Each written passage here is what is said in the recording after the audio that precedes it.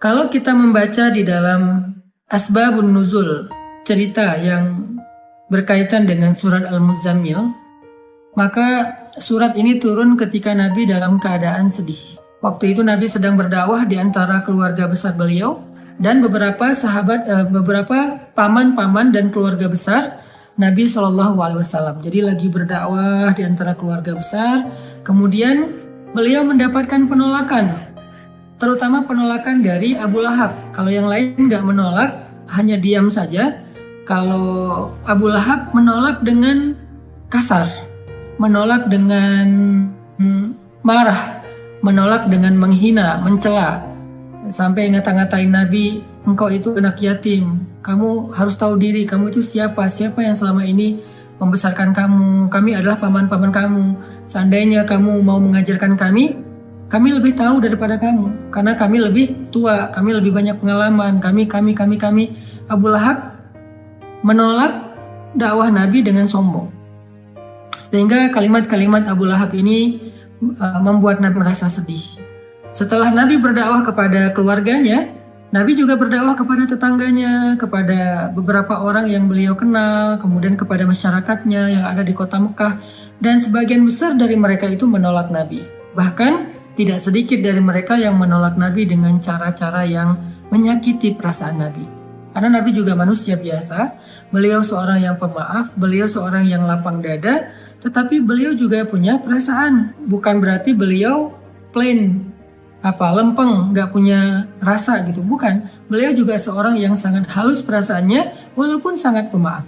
Halus perasaannya walaupun sangat lapang dada. Sehingga kalimat-kalimat yang beliau dengar dari pemuka Quraisy yang durhaka itu menyakiti perasaan Nabi, membuat Nabi sedih. Dan yang lebih lagi menyakiti perasaan Nabi itu bukan karena dikata-katain, tetapi karena justru Nabi kasihan sama mereka. Bisa ngebayangin gimana nasib mereka nanti di akhirat jika mereka menolak dakwah Nabi SAW. Sehingga dalam keadaan yang seharian Nabi lelah berdakwah, keliling ke sana kemari ditolak, ketuk pintu rumah nggak dibukain, datang ke sebuah tempat yang kerumunan orang diusir, Nabi diperlakukan seperti orang yang hina, seperti orang gila, semua menjauh dari Nabi. Sehingga Nabi pulang ke rumah di malam hari setelah seharian capek, dalam keadaan berkeringat, dalam keadaan kotor karena dilempari, Nabi pulang ke rumah. Untungnya Nabi memiliki seorang istri yang sangat pengertian, sangat bijak, solehah, yaitu Sayyidah Khadijah. Nabi pulang ke rumah. Dibukain pintu rumahnya oleh Sayyidah Khadijah, dan Khadijah paham betul keadaan Nabi, sehingga ketika Nabi sampai di rumah, Khadijah mempersiapkan kebutuhan Nabi, makan malamnya, kemudian Nabi mandi dulu biar seger. Setelah mandi Nabi makan, kemudian setelah itu Nabi bercerita kepada Khadijah, Khadijah hari ini aku keliling tetapi diusir, Khadijah begini, Khadijah begitu. Nabi curhat kepada Khadijah. Khadijah itu tahu betul keluh kesah Nabi dalam perjalanan, dalam perjuangan dakwah yang luar biasa. Khadijah tahu betul perjuangan yang gak mudah. Dan Khadijah mencoba untuk menghibur Nabi semampu Khadijah. Jangan sedih, wahai kekasih Allah, sesungguhnya Allah gak akan mengecewakan engkau. Dan seterusnya, sambil Nabi istirahat, maka Nabi curhat kepada Khadijah.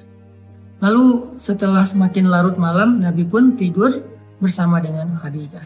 Dalam keadaan masih ada rasa yang berat di hati beliau. Kalau Nabi capek secara fisik, maka Nabi bisa istirahat dengan makan, mandi, kemudian tidur.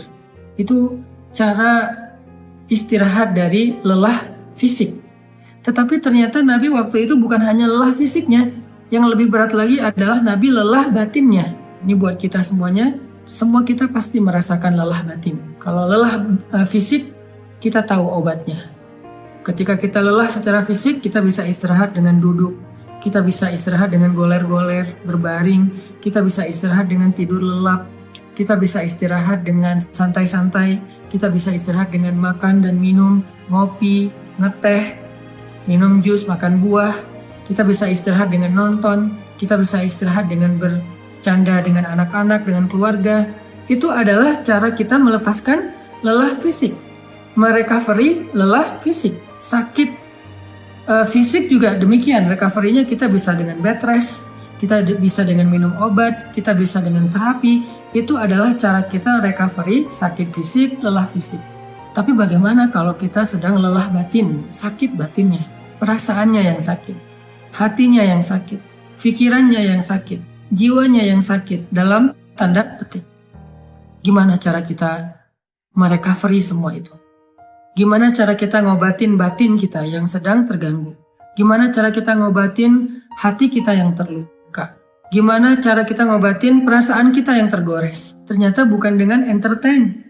Cara ngobatin jiwa kita, cara ngobatin hati kita adalah dengan zikrullah, mengingat Allah. Kenapa bisa kayak gitu, Ustadz? Karena jiwa kita itu, roh kita itu asalnya dari langit. Beda sama jasad kita, fisik kita. Jasad atau fisik kita itu asalnya dari bumi. Sehingga ketika dia sakit, maka obat-obatnya ada di bumi. Tapi kalau roh kita, jiwa kita itu ditiupkan oleh Allah asalnya dari langit. Sehingga kalau dia ngerasa sakit, terganggu, maka obatnya ada di langit. Apa obat yang ada di langit? Zikrullah, mengingat Allah. Banyak orang yang salah paham tentang ini. Dia sebetulnya nggak lelah fisik. Kalaupun lelah fisik, nggak terlalu lah. Yang lebih lelah itu sebetulnya jiwa dia. Yang lebih lelah itu sebetulnya hati dia. Yang lebih lelah itu sebetulnya pikiran dia. Yang lebih lelah itu sebetulnya perasaan dia. Maka dalam kelelahan seperti itu, dia mencoba untuk merecovery-nya dengan cara jalan-jalan, dengan cara nonton, dengan cara entertain, dengan cara goler-goler, dengan cara tidur lelap dari pagi sampai sore, malam sampai pagi lagi. Dia pikir dengan begitu dia bisa melupakan rasa sakit hatinya. Ternyata setelah dia melakukan itu, lelahnya gak hilang. Beban di hatinya itu gak menjadi ringan. Luka di perasaannya itu gak menjadi sembuh. Kenapa? Karena dia bukan sedang lelah fisik, dia bukan sedang capek secara fisik, dia bukan sedang sakit secara fisik. Dan itulah yang terjadi kepada Nabi SAW. Sehingga ketika Nabi pulang ke rumah, Nabi capek, tapi yang lebih capek lagi perasaan dan hati beliau. Nabi istirahat bersama dengan Khadijah, Khadijah menyiapkan air hangat, Nabi makan bersama dengan Khadijah, Nabi curhat sedikit kepada Khadijah. Setelah itu Nabi tidur. Karena Nabi berharap dengan tidur, beliau bisa merecovery lelahnya beliau. Ternyata Allah tahu, Nabi bukan hanya butuh tidur. Ya, seseorang butuh tidur untuk recovery lelah fisiknya. Tetapi bukan hanya fisiknya yang lelah. Nabi juga merasakan lelah yang luar biasa hatinya. فَلَعَلَّكَ بَاخِعٌ نَفْسَكَ عَلَىٰ آثَارِهِمْ فَلَعَلَّكَ بَاخِعٌ نَفْسَكَ عَلَىٰ آثَارِهِمْ إِن لَّمْ يُؤْمِنُوا بِهَٰذَا الْحَدِيثِ أَسَفًا. Kata Allah di surat Al-Kahfi. Hampir saja engkau mencelakai dirimu sendiri. Hampir saja engkau mencelakai dirimu sendiri. Karena merasa berat terhadap pengingkaran mereka. Merasa berat terhadap kedurhakaan mereka, merasa berat terhadap kekufuran mereka, hampir saja engkau mencelakai dirimu sendiri. Hampir saja engkau membebani perasaanmu sendiri. Itu yang dirasakan Nabi. Nabi sangat terbeban, bukan terbeban secara subjektif perasaan pribadi beliau, bukan. Beliau itu terlalu menginginkan hidayah kepada umatnya. Beliau itu akan sangat sedih kalau ada yang menolak dakwah beliau. Bukan karena pribadinya, tetapi karena kasihan kepada mereka. Allah tahu Nabi sedang merasakan itu. Sehingga ketika Nabi tertidur, terlelap, Muzammil itu sebuah kiasan bahwa Nabi itu tidur lelap. Dalam bahasa Arab, orang kalau tidur lelap itu diistilahkan dengan berselimut. Walaupun bisa juga bermakna memang Nabi memakai selimut, tetapi Al-Quran lebih dalam dari itu. Al-Quran sedang tidak bicara hanya soal selimut yang dipakai Nabi, tetapi Al-Quran itu adalah bahasa sastra, bahasa yang tinggi. Maknanya itu tidak sedangkal pemaknaan kita, pasti pemaknaannya lebih dalam lagi. Sehingga kalimat ya ayyuhal muzammil, wahai orang yang berselimut di sini artinya wahai orang yang sedang lelap dalam tidurnya. Wahai orang yang sedang nyaman dengan tidurnya. Kan berselimut itu nyaman, lelap ya. Wahai orang yang sedang beristirahat dari lelah fisiknya dengan cara tidur. Allah tahu Nabi butuh istirahat, tidur agar bisa merecovery capek secara fisik. Tetapi Nabi juga butuh sesuatu yang bisa merecovery capek batin, perasaan, jiwa dan pikiran beliau. Sehingga Allah berfirman, "Qumil lail." Bangunlah di malam hari. Ternyata fadilah keutamaan pertama dari tahajud itu adalah tahajud obat dari lelahnya jiwa.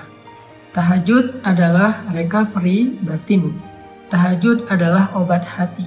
Tahajud adalah penenang pikiran apabila dilakukan dengan sungguh-sungguh. Tabattul atau tabatilah. Itulah keutamaan tahajud. Setelah Nabi beristirahat dengan cara tidur untuk merecovery lelah fisiknya, Allah suruh Nabi juga untuk melakukan sesuatu yang bisa merecovery lelah batinnya. Apa itu? Qumil lail. Berdirilah di malam hari. Bangun malam, tahajud. Sehingga buat kita semua yang pernah merasakan lelah batin atau mungkin sekarang sedang merasakan itu, sedang ngerasa lelah batinnya, sedang ngerasa capek jiwanya, sedang ngerasa sakit hatinya, sedang ngerasa terluka perasaannya, sedang ngerasa galau pikirannya, qumil lail, bangunlah di malam hari, maka Allah Subhanahu wa Ta'ala akan mengobati luka di hati kita, seperti obat yang bisa menyembuhkan luka di fisik kita. Bangunlah di malam hari, maka Allah akan menyembuhkan sakit hati kita, seperti obat yang bisa menyembuhkan sakit fisik kita. Bangunlah di malam hari, maka Allah akan menyembuhkan goresan di perasaan kita, sebagaimana obat bisa menyembuhkan goresan luka di kulit kita. Bangunlah di malam hari, maka Allah Subhanahu wa Ta'ala akan menenangkan pikiran kita, sebagaimana ada jenis obat yang bisa menenangkan kita dari rasa sakit. Bangunlah di malam hari, maka Allah akan melapangkan dada kita, sebagaimana obat bisa menjadikan kenyamanan bagi kita yang sedang merasakan kesakitan. Bangunlah di malam hari, Allah Subhanahu wa Ta'ala akan menyembuhkan penyakit-penyakit amradul qulub atau perasaan tidak nyaman di jiwa kita. Itu fadilah keutamaan pertama dari tahajud atau tarawih apabila kita melakukannya dengan benar. Jadi sekarang kita jadi tahu recovery yang kita butuhkan itu ada dua. Ada recovery fisik, ada recovery zahir, ada recovery jasad kita, tubuh kita, ada recovery jiwa kita, batin kita, perasaan kita, hati kita. Recovery fisik dengan istirahat, dengan tidur, dengan makan, dengan ngopi, dengan ngeteh, dengan makan buah, dengan minum jus, dengan entertain, dengan nonton, dengan jalan-jalan, dengan bersenda gurau dengan keluarga. Itu adalah recovery fisik. Sedangkan recovery batin, jiwa, perasaan, dan pikiran kita, hati kita dengan zikrullah. Dan zikrullah yang paling baik itu di antara sekian banyak zikrullah adalah qiyamul lail, salat malam. Kenapa? Jawabannya ada di ayat ke-6, inna nasyi'atal lail asyaddu wat'an wa aqwamu qila. Karena malam hari itu lebih menenangkan buat kita dan lebih mudah untuk khusyuk. Itu fadilah pertama dari tahajud atau qiyamul lail atau salat tarawih.